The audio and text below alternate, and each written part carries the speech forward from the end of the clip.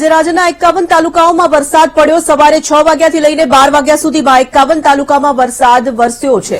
સૌથી વધુ સુરતના ઉમરપાડામાં વરસાદ નોંધાયો છે।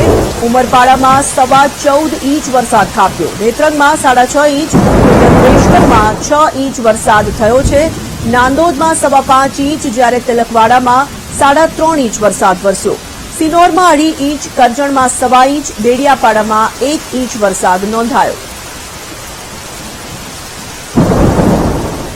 12 વાગ્યા સુધીમાં 51 તાલુકામાં વરસાદ નોંધાઈ ચૂક્યો છે। સૌથી વધુ વરસાદ ઉમરપાડામાં નોંધાયો। ઉમરપાડામાં 14.25 ઇંચ જેટલો વરસાદ થયો છે।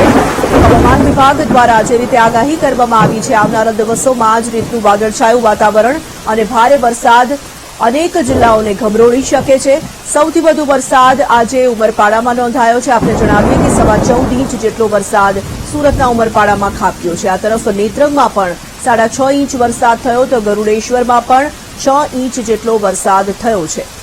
તો સવારથી લઈને અત્યાર સુધીમાં જે વરસાદી આંકડા સામે આવી રહ્યા છે, 12 વાગ્યા સુધીના જે આંકડા પ્રાપ્ત થઈ રહ્યા છે તે પ્રમાણે 51 તાલુકાઓમાં નોંધાયો છે વરસાદ।